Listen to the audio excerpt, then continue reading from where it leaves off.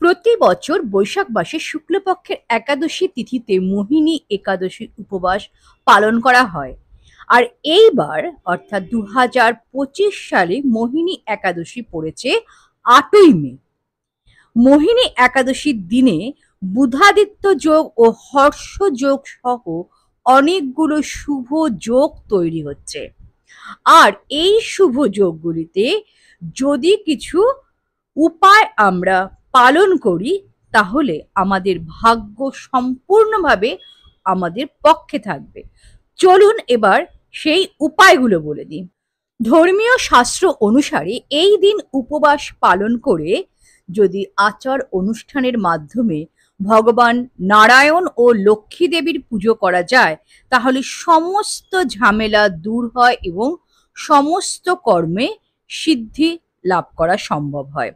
ধর্মীয় বিশ্বাস অনুসারে এই দিন ভগবান বিষ্ণু মোহিনী রূপ ধারণ করেছিলেন এবং দেবতাদের অমৃত পান করান। এই দিন অবশ্যই রীতি মেনে ভগবান বিষ্ণু ও দেবী লক্ষ্মীর পুজো করুন। এর সাথে বিষ্ণুর সহস্রনাম ও কনকধারা স্তোত্র পাঠ করুন। এছাড়া এই দিন কিছু দান করা অবশ্যই কর্তব্য এবং এটি করলে রাশিফলে যদি কোনো গ্রহের ত্রুটি থাকে তাহলে সেই ত্রুটি থেকে জীবনের চলমান যে সমস্যাগুলো আসছে তার থেকে সম্পূর্ণরূপে মুক্তি পাওয়া সম্ভব। 2 নম্বর হলো মোহিনী একাদশীর দিন তুলসীর পুজো করতে হয়। তবে মনে রাখতে হবে এই দিন ভুল করেও তুলসী পাতা ছেঁড়া উচিত নয়। বিশ্বাস করা হয় যে এই একাদশীর দিন তুলসী দেবী নির্জলা উপবাস করেন এবং ভগবান বিষ্ণুর ধ্যান করেন।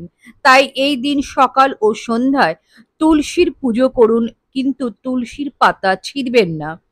এছাড়াও সন্ধ্যায় তুলসীর কাছে 2টি ঘিয়ের প্রদীপ অবশ্যই জ্বালান। যদি আপনার দোকান বা ব্যবসা ভালোভাবে না চলে তাহলে মোহিনী একাদশীর দিন অবশ্যই উপবাস রাখুন।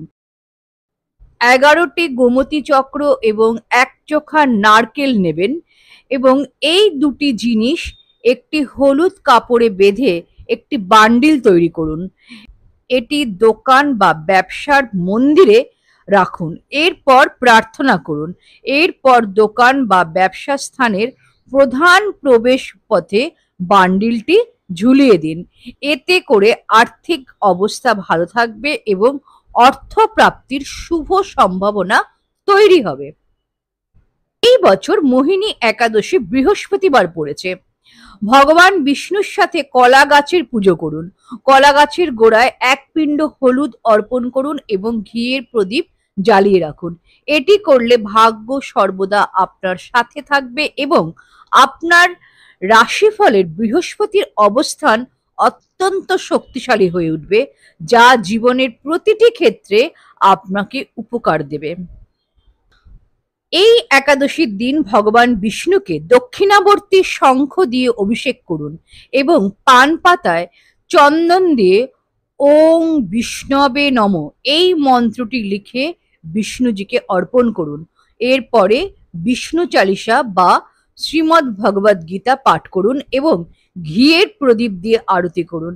এছাড়াও সন্ধ্যায় বাড়ির প্রধান ফটকে ঘিয়ের প্রদীপ জ্বালান। অবশ্যই বাড়িতে সমৃদ্ধি আসবে এবং আর্থিক অসুবিধাগুলো দূর হবে।